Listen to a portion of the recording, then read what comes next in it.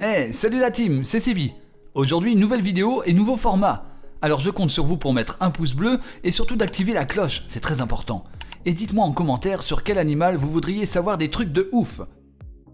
Dans la vie de tous les jours, nos amis les chats nous réservent bien des surprises. Et en général, ça nous laisse pas indifférents. Voici 5 trucs de ouf chez les chats.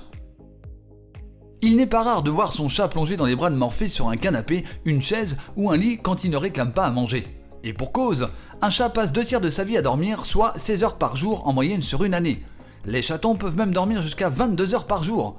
Si les chats dorment autant, c'est parce qu'ils réservent leur énergie pour la chasse. Un chat domestiqué ou non gardera toujours son instinct de félin. Même s'ils viennent vous réclamer à manger, il voudra forcément jouer pour garder ses aptitudes de chasseur intactes et stimuler ses muscles. Le ronron des chats possède une vertu thérapeutique. Et oui, lorsque le chat ronronne, nous percevons ces vibrations à une basse fréquence entre 20 et 50 Hz par le biais de terminaisons nerveuses situées au ras de la peau. Ces vibrations sonores sont un bienfait pour le corps car elles entraînent une production de sérotonine au sein de notre corps, l'hormone du bien-être. Mais ce n'est pas tout.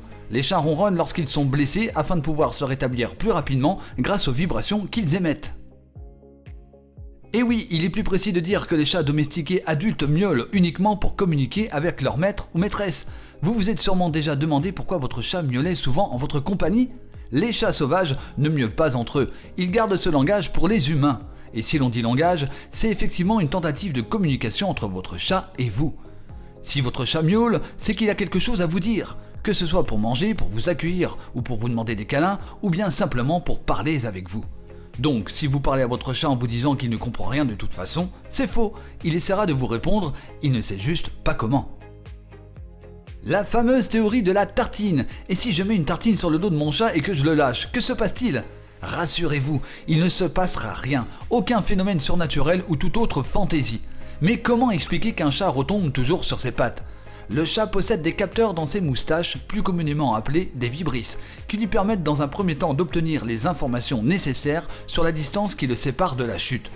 Dans un deuxième temps, il utilise son oreille interne pour faire la différence entre le haut et le bas. Ainsi, grâce à son anatomie flexible, le chat commence d'abord par retourner sa tête, puis son corps et enfin ses pattes. Il est connu que la musique éveille des émotions chez chacun d'entre nous. Colère, motivation, tristesse, joie, bonheur, nostalgie.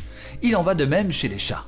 Des chercheurs se sont rendus compte que les sons qui apaisent nos boules de poils sont liés à leur première semaine de vie, comme les ronronnements, les succions ou encore le patounage.